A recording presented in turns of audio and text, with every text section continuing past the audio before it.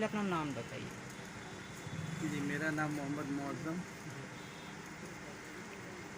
किस पोस्ट पर हैं आप? मैं तो फार्मासिस्ट हूँ, अपना एक फार्मेसी चला रहा हूँ, मेडिकल स्टोर, और व्यापार मंडल में भी हूँ मैं, वरिष्ठ उपाध्यक्ष के पद पे। मौसम में जो गुजरा इलेक्शन हुआ है लोकसभा का, उसके बारे में बताइए। ये तो बहुत कुछ याद दिला दे गया है।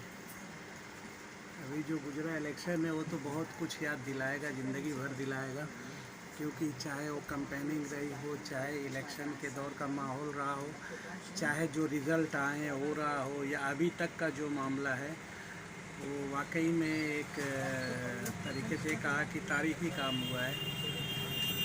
और पार्टियों की अपनी अपनी कंपेनिंग भी अलग अलग तरीके से हुई है। एक पार्टी जो इंडिया गठबंधन रही, उनकी अपनी कंपेनिंग एक हिसाब से कहा जाए तो उनका मुद्दा जो रहता था वो ये होता था कि तरक्की पे काम करना, एजुकेशन पे काम करना, नौकरी पे काम करना, या औरतों को जो मंथली देना।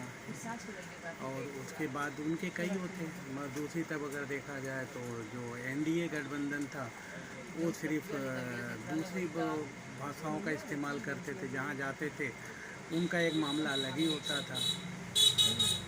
सर, एनडीए गठबंधन का जो मामला है उसकी सीटें लगभग ज़्यादा हो रही हैं और इंडिया गठबंधन का जो है उसकी सीटें कम है, तो क्या अनुमान आप लोग लगा रहे हैं किसकी सरकार बनाई जा सकती है? देखिए, सीधी सी बात है, क्योंकि दोनों प्योर मेजॉरिटी में नहीं है। एनडीए के साथ अगर चंद्रबाबू नायडू और नीतीश कुमार जी हैं तो बना सकती है। अगर वो करवट लेते हैं इंडिया की तरफ तो इंडिया बना सकती है।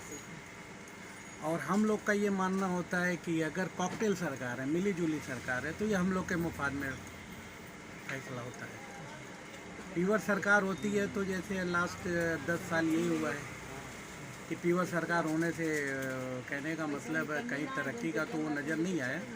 बोलबाला हुआ है, टेक्नोलॉजी में हुआ है, अनाप शनाप बातों पे हुआ है, मगर कहीं से नौकरी का मामला हो या फिर आप देश का किसी भी तरीके का मामला हो, हम कहीं आगे नहीं थे। सर, यूपी में भाजपा नहीं आई है और भाजपा का एक भी कैंडिडेट नहीं जीता है और यूपी से सिर्फ दो हुआ है, एक बनारस और एक गोरखपुर। इस पर क्या कहना चाहेंगे आप?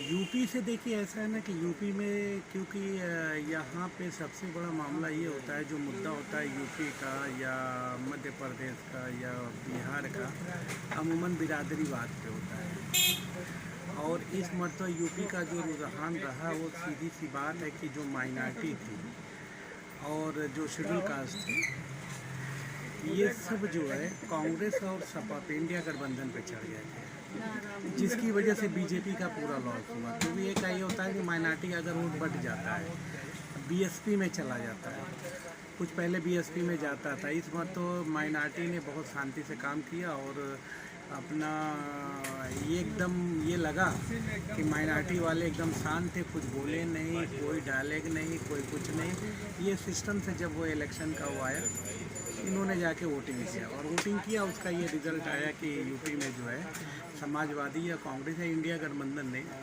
अच्छा अपना पुराना वर्चस्व हासिल किया। महंगाई के मुद्दे में क्या कहेंगे आप? महंगाई के उस मुद्दे में तो देखो यार, हम तो दवा बेचते हैं, तो दवा में ही कब मापी बढ़ के आ जा रही पता नहीं है। तो हम तो ये कहेंगे कि महंगाई कहाँ आप देख रहे हैं कि सस्ता है, हर जगह तो महंगाई है। जैसे अरहर की दाल हुई 160 रुपये कुछ चल रही है, आटा महंगा हुआ है, तो महंगाई तो कम नहीं हुई है, इसके बारे में क्या कहेंगे आप? नहीं, महंगाई कहीं से कम नहीं हुई बल्कि बढ़ी हुई है। देखिए, सीधी सी बात है, जब कोई भी बिजनेस कॉरपोरेट घराने को जाएगा तो सीधी सी बात है छोटे लोग दबेंगे। और आजकल जो महंगाई का सबसे बड़ा मामला ये भी हो गया है कि जितना भी बिजनेस है वो मिला जुला के कुछ उद्योगपतियों के ही हाथ में गया है। तो ये उनका मनमानी है, वो जो रेट ओपन करेंगे वही मार्केट में आएगा और पहले जैसा सिस्टम अब नहीं है। सर, 10 सालों में बीजेपी ने क्या विकास किया और कितनी महंगाई बढ़ी है, और फिर बीजेपी की यदि सरकार बनती है तो क्या उतना ही महंगाई रहेगी या कुछ महंगाई कम होगी, इसके बारे में? देखिए पिछला जो बीजेपी का 10 साल का रिकॉर्ड रहा है उसमें तो महंगाई बढ़ी है। मुझे तो नहीं लगता है कि कोई ये कहे कि नहीं महंगाई नहीं बढ़े, तो भले ही क्यों ना बीजेपी का कोई कार्यकर्ता हो, कोर कैडर का हो, महंगाई तो चरम सीमा पे रही है, चाहे आप किसी भी उसमें ले लें। और अब अगर बनती है बीजेपी की सरकार तो क्योंकि हो सकता है कि नीतीश जी हों और चंद्रबाबू नायडू जी हों, अब उनकी प्योरिटी नहीं रहेगी तो वो मनमानी नहीं कर पाएंगे। तो मुझे नहीं लगता है कि अब जो है महंगाई मगर ये है कि जो महंगाई है उससे कम तो मुझे नहीं लगता है कि होगी। मुझे नहीं लगता है कि महंगाई कम होगी, बल्कि महंगाई बढ़ सकती है। किस बेस पर आप कह रहे हैं कि महंगाई कम नहीं होगी, महंगाई बढ़ सकते हैं, क्या बेस है? रीज़न है, विज़न तो वही है ना, सरकार वही है, उनका विज़न तो वही होगा ना। भाई किस बिहाफ पे आप जो है महंगाई कम करने की बात करेंगे, जब वही सरकार है, वही विज़न है, वही सब कुछ है, तो आप कहाँ से कम करने की बात कर रहे हैं?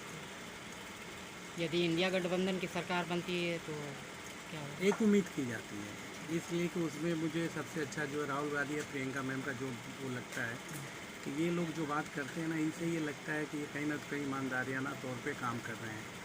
और दूसरी बात, इन लोग के अंदर जैसे एक ईगो टाइप का नहीं है कि पब्लिक में जाते तो ईगो में हो, एक नॉर्मल इंसान की तरह है। और दूसरी बात ये है कि इनके पिताजी जो थे, फादर थे